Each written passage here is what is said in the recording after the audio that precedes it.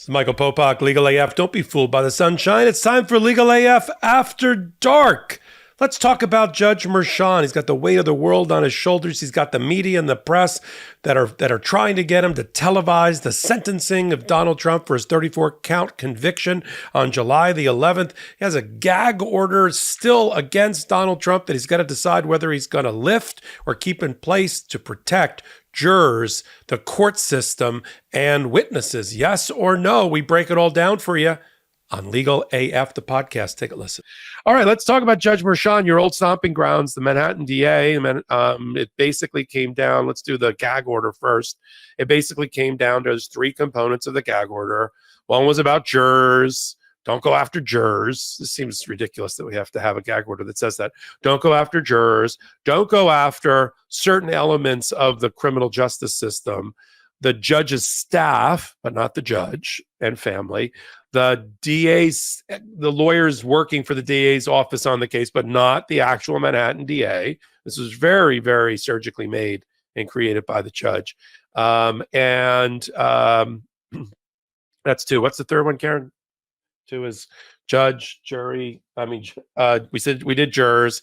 We did the judge and the staff and the family members, and family members, right? And so witnesses. Oh, right. All right. Oh, thank you. That was the major one that was missing. Sorry, that's where the brain. I do already have baby brain. And witnesses in the case, and the case is over, but Donald Trump is now a convicted felon, and there's appeals, and there's still sentencing, and so there's still some need for a gag order. Your old office pushed for. Yeah, we're all right with not going at. I think they were okay with the witnesses, right? Yes, right? They were fine. They were fine with the witnesses. Look, the law. Take it from there. Go over what they were okay with, and then what the judge ultimately did. And I can read a little bit from the order too. Okay. Yeah. So look, they had to follow the law, and the law clearly shows that it's about protecting the integrity of the proceeding, and the proceeding is over with respect to the witnesses and the jurors. And the judge was clearly pained by this. He did not want to have to lift it with respect to the jurors, but he felt he had no choice given the fact that the trial and the part about protecting the integrity of the proceedings are over. But he did say that there's still a sentencing. And so that part, when it comes to staff and family members and prosecutors who are not the Manhattan DA and who's not Judge Merchan, that's fair game. And so for that can still remain as a gag order. So he had to lift it as to the jurors and the witnesses, so Michael Cohen, Stormy Daniels, and you could tell he was reticent about the jurors and having to lift it from with respect to them because of the law.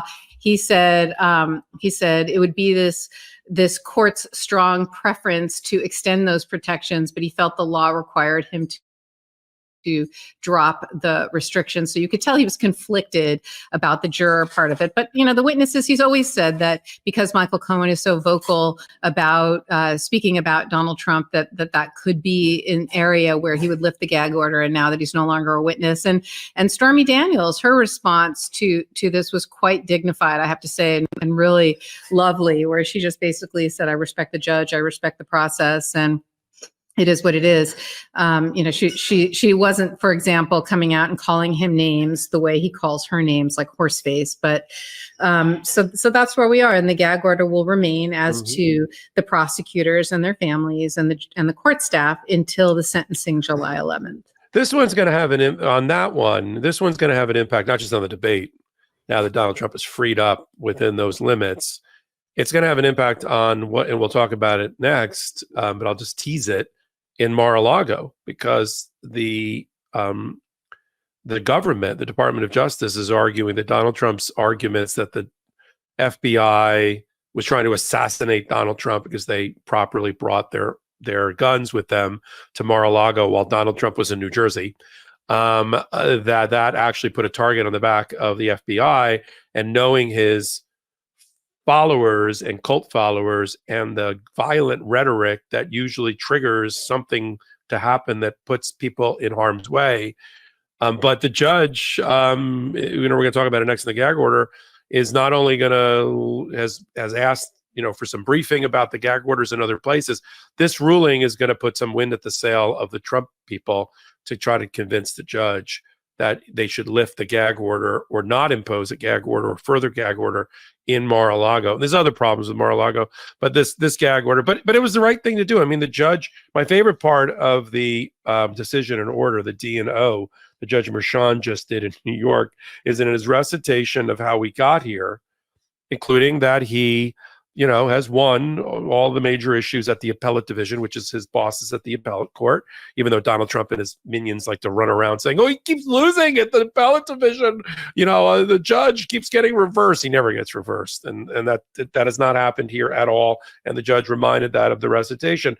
But then when he gets to the date order of things, my favorite part is and he has to write this. It just, I'm sure drives Donald Trump's people up the wall and batty. He says on page 3, on May 30th, 2024, defendant was convicted of 34 counts of falsifying business records in the first degree in violation of Penal Law 175.10 after a trial by jury. Thereafter, the jury was discharged and the case was adjourned to July 11th, 7/11. Very unlucky date for Donald Trump. For sentencing. He has to say it, but anytime you can put Donald Trump in his place and remind him that he's just the convict, or will be soon, and a judge convict is great for me. And the judge did exactly what you would expect a proper, sober, as you said, applying the law type of judge to do, which totally which totally turns on its head all of the counter arguments by the minions that if I hear Elise Stefanik say this one more time, his daughter works for Democrats, and okay, he got sanctioned for, this was the House resolution. He got sanctioned, Judge Merchan, because he gave $15 to Joe Biden. He got a warning letter along with a million other judges that they don't, the Judicial Ethics Board doesn't like any donations at all. So don't do it again. But it was like $15, and all this other stuff. There's nothing in Judge Merchan's record on the bench for over 15 years, his prior history as a prosecutor, how he handled other cases before he got assigned this case, how he handled another case involving Donald Trump, the rulings that he made as they were affirmed by the appellate court, that says that he is anything other than a judge with a proper temperament, making appropriate decisions that will not be reversed on appeal and will not end up at the United States Supreme Court. I mean, I will talk about that when we get to the Supreme Court today. But there's a lot of fear-mongering because it's distracting, because it sucks the air out of the room of what should be talked about by MAGA right on cue when Donald Trump pushes a button, that the Supreme Court should intervene after the conviction, and with Congress is asking, MAGA Congress is asking them to do. It's not happening. Supreme Court is on summer vacation, and they're not getting back together again to talk about a garden variety criminal case about a guy who wasn't even president at the time he was convicted. Oh, all right. Let's talk about sentencing. Karen, you lead on sentencing. Norm Eisen, who's a close friend of yours, you've had him on your I almost said your award-winning. It will be your hard-hitting, rating-grabbing, amazing new show called Mistrial. Thank you, Salty. Right on clip. Thank you. Mistrial with you and Danya Perry and Kathleen Rice. You've had I don't know if you had him on there, but I know you did an interview of Norm Eisen, and I know you respect him greatly, as do I. He's got a whole thing out on Just Security about analyzing all the cases that he thinks fall into the bucket of a Class E felony similar to business record fraud, and what happened in terms of sentencing and jail time, and sort of argues that the judge should impose jail time. I don't know if that's 1 year, 6 months, 4 months, 5 days, but some sort of jail time. Where do you fall along the spectrum as we move into it? We're going to see briefings soon. We're going to know what the probation department is recommending. But where does KFA fall on this continuum? It's funny. I'm usually very decisive and I'm very clear, and I don't change my mind very often when it comes to things like this. But I have an evolution when it comes to the Donald Trump sentencing. I went for a period of time where I thought, what Donald Trump should get is some kind of, it's called a conditional discharge, and which means you get certain conditions. And the conditions I would impose on him, in my head, what I thought would be some sort of community service, like picking up trash on the subway, because a fine doesn't mean anything to him. Probation would do nothing for him. And so that's what I'd want to see him do. I'd want to see him do something that's really not fun for him, like maybe 100 hours or 500 hours or something like that of community service. So that's what I originally thought, because probation makes no sense. Supervising him where he shows up at a kiosk and all the probation things made no sense. And I didn't think logistically jail, how would that work? And so as a result, I defaulted to this community service. But then when Norm Eisen, who did a study of every single case of Class E felony falsifying business records, he surveyed the state, because this is not unlike what Donald Trump likes to say, that this never been done before, never been charged before, first time. No one's ever seen anything like it. He makes these ridiculous pronouncements. And that's actually not true. Falsifying business records in the first degree is a very common charge that is prosecuted regularly. And it's a Class E felony, which means there's a wide range of sentencing options for a judge. On the low end, it could be nothing. It could be probation. It could be a conditional discharge, as I said. And on the high end, it could be an indeterminate sentence of 1 1/3 to 4 years, which means he can serve up to 4 years per charge, and they could run consecutive. They would all eventually merge to 20 years total is the total he could do. But he did a survey of all of the cases in New York State, because there are a lot where this is the charge, and looked at similarly situated defendants. And when you look at people who have been sentenced to prison, which is somewhere between, I'd say, 10 and 30% of the individuals who are charged with this exact crime. So the vast majority do not get jail, right? Or do not get prison. They get something less of that. But there's around 25% who do. And the question is, who are those people and why do they get jail time? And when you look at those cases and you see who actually has received jail as a sentence, there is no doubt in my mind that Donald Trump deserves prison, okay? He deserves it, and he deserves it in spades. Again, if you're going to treat him like everybody else, if you're going to treat him like somebody who committed the crimes that he committed, that was convicted of 34 counts of trying to steal an election, right? That's what the jury had to find beyond a reasonable doubt. That was one of the elements of the crime. The means and methods of how they did it is what they could differ on, right? It could be through the 3 different charges. It could be through state election crimes. It could be through federal election crimes. It could be through falsifying business records. It could be through tax methods. Like, the means and methods is what he said is what the law allows you to have a general criminal intent. But here you had to have it for it had to be unlawful purpose. And here they had to find beyond a reasonable doubt that it was election interference. And so because that is what they did, and because that was a requirement here, and that's what the jury found, how does it get any more serious than that? Because guess what? He stole it.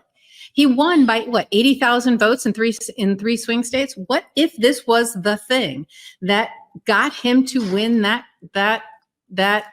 election in 2016? If that's the case, it doesn't get more serious than that. He's the guy who does deserve the prison time. And that's when I said, why are we all bending over backwards to try to come up with some other sentence for him? He should get prison, without a doubt. It is as serious as it gets. He's convicted a full slate, 34 counts, okay? And on top of that, he was held in contempt 10 times for violating this judge's orders, 10 times.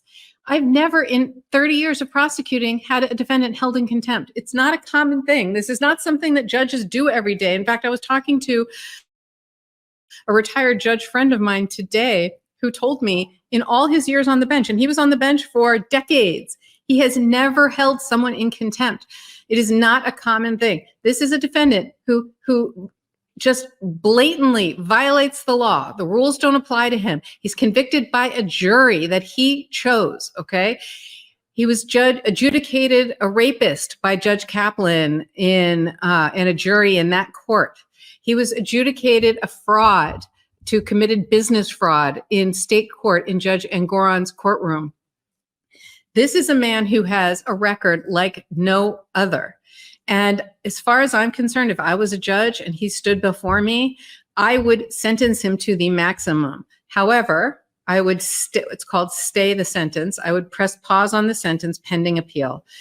And I would say, because look, it's a reality that there's an election and it is what it is. And there's something called federalism, and there's a federal election, and Article 2 dictates the presidency. And I'm not sure a state judge can put him in jail if he wins the election and becomes president. And so I do think I would stay, there are some appellate issues. I don't think he'll win, but there are. So I would stay the sentence pending appeal. If he wins, it is what it is. If he loses, guess what? Bring your toothbrush. You're going in. That's what I would do. You still with me, Pope? Big Poppy? I'm here. Producer, put me back on the air. Popok's not gone. Where's Salty? There you go. There Salty, you you got to stay with me. I got a baby next door. You got to stay. If I step out for a second, I'm right back. I agree with you. It's sort of similar to what I've said before. I think he's gonna impose some sort of incarceration, maybe have these other components to it. He's going to suspend it or hold it in abeyance until the appeal is over, which will get him over the November election. So he's not going to be able to be legitimately accused of election interference. I don't know. I've always thought it was somewhere between 6 months and a year. And how they do it, whether it's home confinement, an army base, something that's, constructed uniquely for him because the Secret Service has to be by his side. But I don't think he's going to give him like a pass. Well, I would normally, anybody that got convicted of 34 felony counts with the record this guy had and 10 violations of my gag order, I would just let him walk out the front door. I mean, that's not what Norm Eison's research says. He wouldn't do that. And I don't think it falls into that continuum of the ones that Norm had that listed like 1 day in jail, 5 days in jail. I think it's further down, like the female executive that stole $50,000 from her employer and then falsified an invoice as a result got like 5 months or a year. I mean, if that's the standard, or the exemplar, I think he should get a year or more, even as a first-time offender. But do all the other things that you just said. If he doesn't have to report, or it's abated until the appeal process, which could take over a year in New York, it's not going to be expedited. And if everything goes the way we think it's going to go, he's going to be a two-time loser for the office. He's not going to win in November, and he's going to shrink back down to size as a guy who lost twice after serving one term as president, having been twice impeached, 51 times convicted, and a judge to be a sex offender, and he'll hopefully crawl back under the rock that he crawled out under and go be a Florida man. Not our Florida man. Not the Florida lawyer guy. I think that's just what's going to happen. It's going to be the incredible shrinking Donald Trump because he's going to lose, and that's going to be it. I mean, the MAGA movement will live on, unfortunately, as will all of his handiwork, all the devil's playthings, related to his Supreme Court and all of that. But I agree with you on that. Welcome back. We do a little podcast we like to call Legal AF. It sits at the intersection of law and politics. And we do it on Wednesdays and Saturdays at 8 p.m. Eastern Time right here on the MeidasTouch YouTube channel, where you can free subscribe and help them get to 3 million free subscribers. Every Wednesday and Saturday, we curate the top stories at the intersection of law and politics, and we bring it to you as practicing lawyers the only way we know how, without blowing smoke or sunshine, unfiltered, unplugged, sometimes unhinged, right here on the MeidasTouch Network.